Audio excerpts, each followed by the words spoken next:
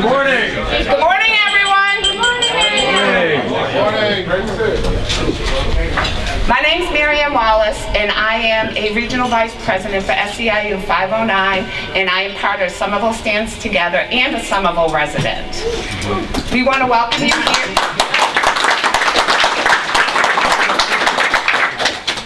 We would like to welcome you all here this morning. Back in 2017, we had our first unit breakfast for newly elected City Council. We would like to congratulate all the returning City Councilors and welcome the new City Councilors, and we would like to welcome our new Mayor-elect, Katjana Ballantyne.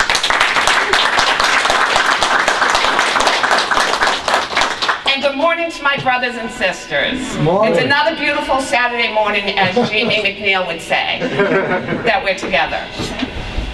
So, as I said, in 2017, we came together, and Somerville Stands Together set a list of priorities for our community, and we have done well with that. However, there is still progress to be made. As union leaders, we are the voice of our members. We speak on their behalf, and our members are part of our community. Somerville has come a long way with housing, but there are still more gains that we can make. We've come some ways with union labor, but there is still a lot more steps to be taken for our members and our community members to increase the amount of union work done in Somerville. We take pride in union labor because it is the one way to guarantee equity for all. When you're a union member, it doesn't matter race or gender identity, because you all get paid the same, because that's what our contracts hold to us. That's why we always fight to be unionized and to increase our union membership.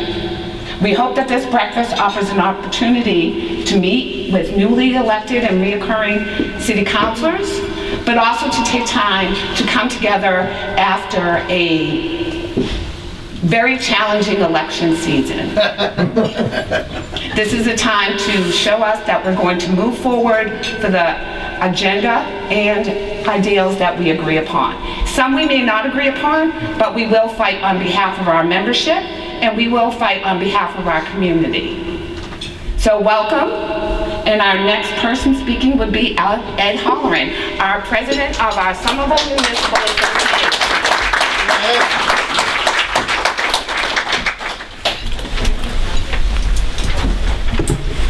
How's everybody? Yeah. Yeah, good to see all of you. I'm so excited. I'm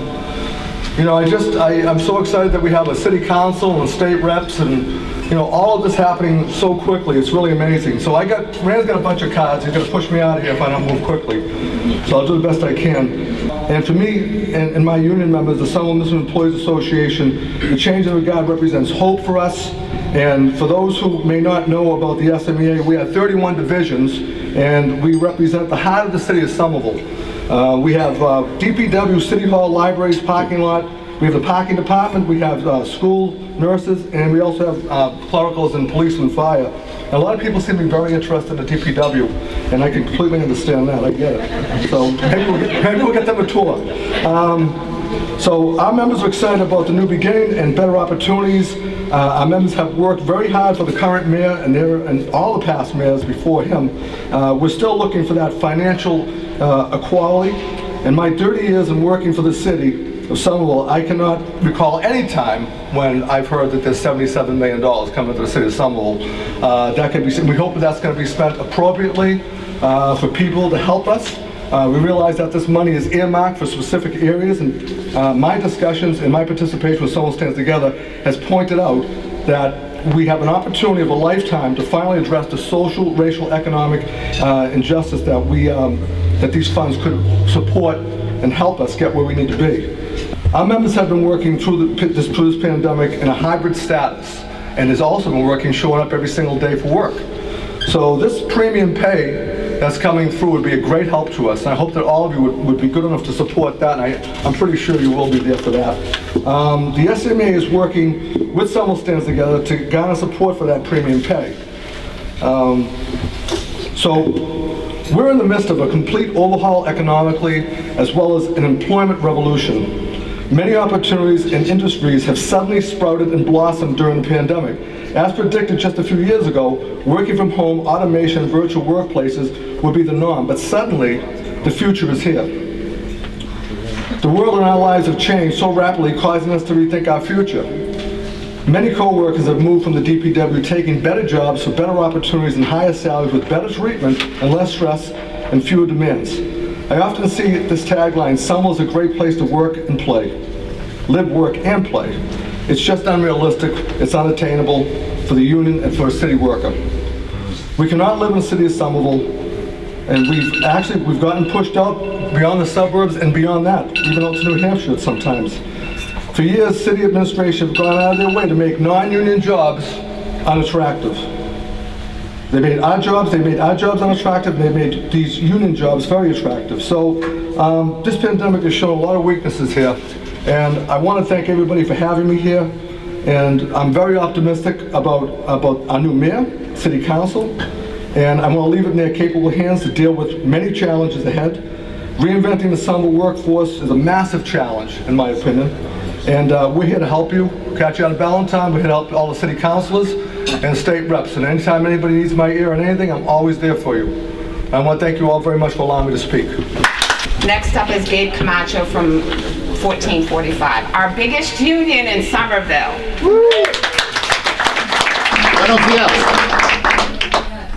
Good morning, Mayor-elect Ballantyne, city councilors, state reps, Somerville Stands Together, union siblings, and members of the community. This is a great way to end a troubling year and to start a new challenging year. UFCW 1445 is the largest private sector union in Somerville, as well as being the largest private sector union in the nation. Here in Somerville, you know us as the faces of workers in Stop and Shop and cannabis workers at Liberty, and pretty soon Sierra Naturals cannabis dispensary. You may not know the faces of our members at our two industrial laundries. Our members at Royal Hospitality and Angelica's work behind the scenes, providing truly essential services. Royal washes and processes linens, mostly from hotels. As the pandemic soared, the hospitality industry decreased, and many of our members at Royal were laid off. Notice how our union industries are connected, and those industries are mostly occupied by the same demographic. Angelica's does the linens from hospitals. They went into overtime mode during the height of the pandemic. Many bags came to Angelica's with a stamp, quote, COVID-19 contaminated. A number of our members were infected and some died. We were not able to determine whether that was a direct result of working at Angelica's. The vast majority of these workers are immigrant with limited English proficiency and lack accessible information regarding vaccines. This is why we partnered with the City of Boston to get our members vaccinated at the Reggie Lewis Athletic Center. Our union staff shuttled our members from both work sites to the Reggie Lewis Center and back to their work site, and we negotiated with the both companies that they would not lose pay. We now face other challenges. As you know, due to development, Royal will be displaced. There are 300 union jobs at that location. About half live in Somerville with their families. We, all of us, need to find a solution to this looming labor displacement. Angelica's is being sold off. The possible buyer has indicated that they will not honor the contract or recognize the union. We may have to strike the hell out of that place and shut it down. I'll let you know what happens as things develop. At Stop and Shop, we just started contract negotiations. Many of you walked our picket lines during our 2019 strike. We are grateful for that, and we'll count on your solidarity as negotiations progress or not. We are pleased to announce that our organizing efforts in cannabis throughout the state are robust. Here in Somerville, we have a cooperative employer, Sierra Naturals, that entered into a labor peace agreement with 1445. An LPA is an agreement between the union and the employer in which the employer will stay neutral during an organizing drive, and the union in turn will not engage in job actions. In this way, there's a level playing field, and workers themselves will decide whether to unionize or not. without undue interference from the employer. At Liberty, we did not have an LPA, and we had to initially organize clandestinely out of fear of employer retaliation. Once we won an NLRB election, the company hired a well-known expensive union busting consultant to negotiate the first contract. It was only after Somerville Stands Together and city councilors applied pressure that the company negotiate in earnest and fire the union busting consultant. Last month, Liberty unanimously ratified the contract. Thank you. I'll be meeting with all elected officials here in Somerville very soon. Thank you very much. Thank you. Happy New Year. Next up is Jim Donovan from Teamsters 25. Hey. Good morning and congratulations to all the recently elected and re-elected Somerville city officials. Mayor-elect Ballantyne, congrats on a well-run campaign. My name is Jimmy Donovan. I'm the political director of Teamsters Local 25, and I'm here on behalf of recently elected General President of the Teamsters Union, Sean M. O'Brien. Full disclosure, I'm a Somerville native and lived here for my first 32 years. I grew up in a time where Somerville kids identified by the square you lived in, the park or schoolyard you played at, and the union your dad or your mom belonged to. Teamsters Local 25 enjoys strong relationships with all the cities and towns where our members live and work, as well as where our retirees live. Somerville is no exception. I want to take the time to thank the current Somerville City Council for being the second city to pass the Local 25 resolution with respect to fair and full employment at Amazon in the event they want to try and open a facility here in Somerville. And I want to thank you and congrats to our lead sponsor and good friend Matt McLaughlin on being re-elected as City Council President. You've not been shy about taking on the status quo or the establishment. You've been a true friend of both organized labor and a champion for the working families of Somerville.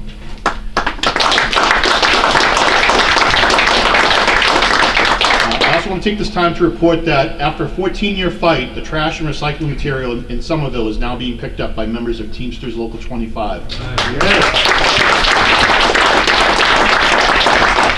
on behalf of the 12,000 members of Teamsters Local 25, congratulations to all, and we look forward to working with you in the new year and beyond. Happy holidays and Merry Christmas. Myrna Morales from the Somerville Wagestep Advisory Committee.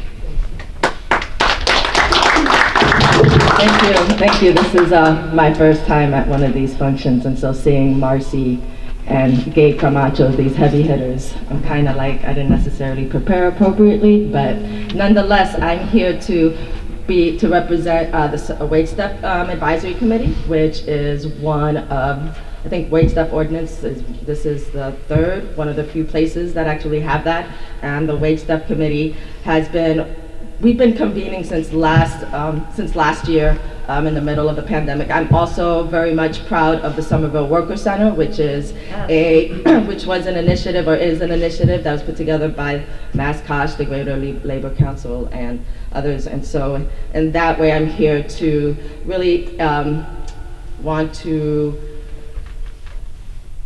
impart the importance of the Worker Center as well as the Wagestep Committee. I view myself as someone who's protecting the community because without work, there isn't a society in the condition. And so we're hoping that we can get more support from the city of Boston, from the city of Somerville, in institutionalizing the Wagestep Advisory Committee. Oftentimes these committees are made and they're not given the proper support, and then we end up losing any kind of steam or any possibilities of providing the type of innovations that are needed around protecting the communities. And so, yeah, I think, I'm sorry, y'all. I'm just a little bit. No, it's okay, it's all right. I'm still learning. I'm the director of the Massachusetts Coalition, and so I'm typically working with the community and not necessarily on this kind of level, and so I'm still learning how to get my speech together, and so I'm really appreciative of this actual opportunity to be able to practice in this moment.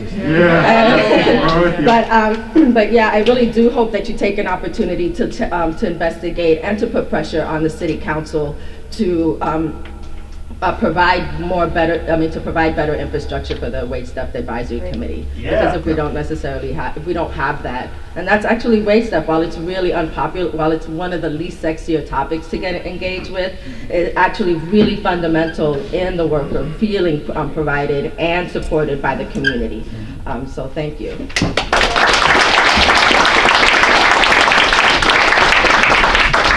So now I'm going to put my other hat on. I am also the co-chair of a pilot working group in combination with Somerville and Medford, and also am a co-founder of the statewide pilot initiative. So I want to thank the City Council for last year passing an ordinance, forming a committee to address fairness and consistency in nonprofits. As we all know, nonprofits do not have to pay taxes. Those have an alarming effect on our communities for displacement. It also has an effect on our workers' wages when they control so much of the community. So moving forward for next year, my request is continued support for our statewide legislation, which is in committee right now, and to move forward to appoint that pilot working group so that we can really get a better benefits agreement for our residents and workers in our city. Thank you. And next up is Anika from the Jobs Creation Fund.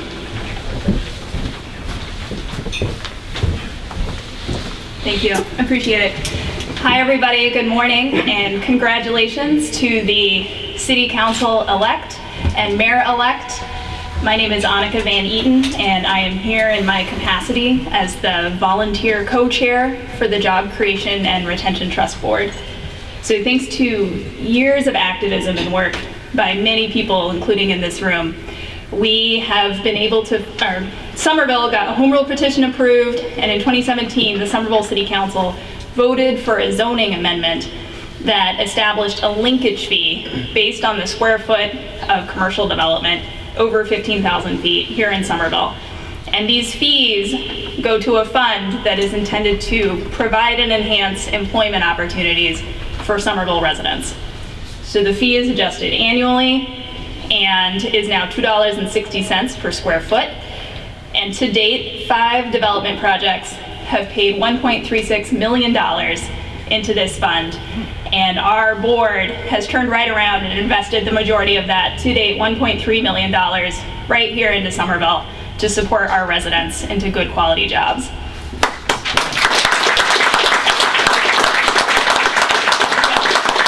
So to date, the board met and we, over years, decided to align our investments with Somerville's Talent Equity Playbook. And so this was Somerville's workforce development plan that was developed through a community process. I'm going to give a little bit of an overview of our investments. The majority of them have been in contextualized English classes and industry-specific trainings in industries growing here in Somerville. We are very proud to support the implementation of Somerville's wage theft ordinance by funding wage theft and workers' rights training at the Worker Center that we just heard about. And the JCRT website has detailed annual reports where you can see all of the details of our other investments, including COVID relief funds, supporting members of the community. And so looking ahead, other priorities that the board has identified include building a child care career initiative, apprenticeship programs for municipal jobs, and HR and quality jobs trainings for small businesses, and other ideas that you can see in the notes from our public meetings and public forums that we do every year. It's been a privilege to serve on this board, and I want to thank and celebrate 2 of my board colleagues, Rand Wilson and Councillor Klingon. And this board these funds specifically are important for providing pathways and protections to good quality jobs here in Somerville. I'm available at any point to answer any questions, and I think this has been a real resource for the community, and I hope to see it continue to expand and drive more funds to support our residents in being able to live high quality lives here in Somerville where they can afford to live here in Somerville. So thank you so much, and I look forward to working with all of the electeds here.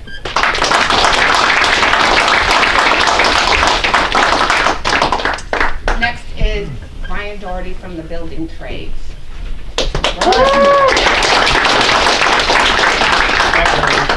Good morning, everyone. Morning. I have some thank yous and some congratulations.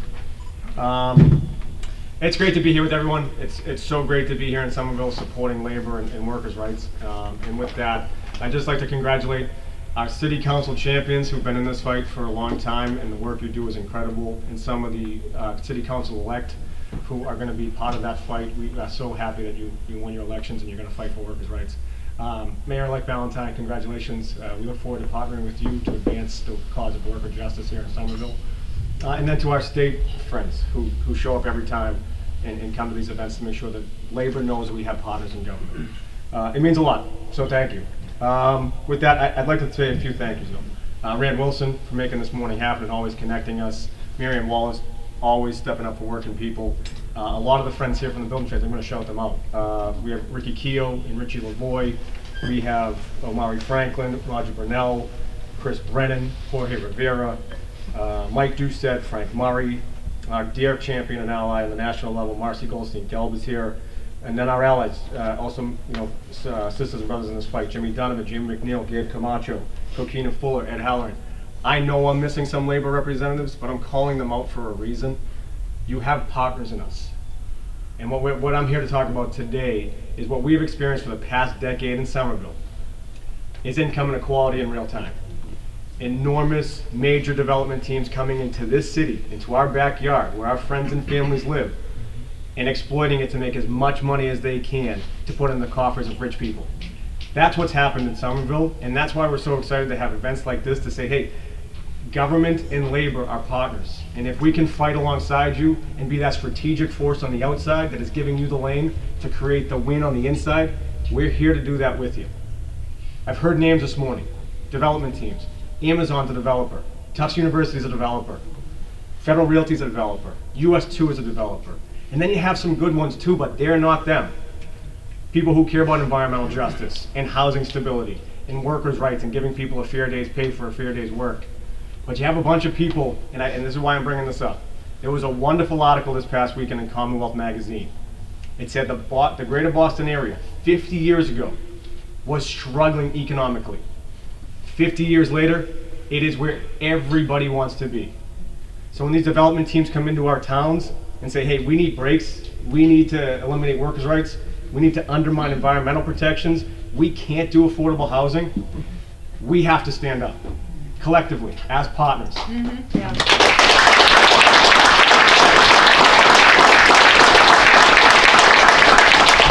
I'm going to end with this because this has been an exciting morning.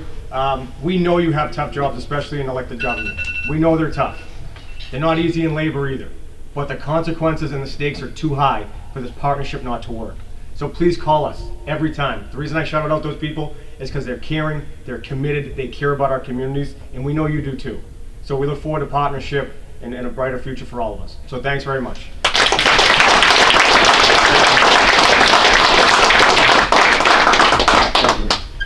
So before we introduce our Mayor-elect Ballantyne, I would like to take a moment of silence in honor of all our frontline workers that passed away from COVID. Many of the unions sitting in here had been at the front lines, unprotected, unvaccinated, having to work to either service. In 509, we serviced our clients that ultimately got infected and passed away. 1445 was keeping our grocery stores running, cleaning the laundry, doing so much. Our building trades people were out there keeping the electricity on, keeping things working. We need, and our municipal workers, we can't forget them. For those of us who live in this city, they went around and took care of our needs, and many of them got COVID. So can we please take a moment to remember? Marianne, can I just say something? Absolutely.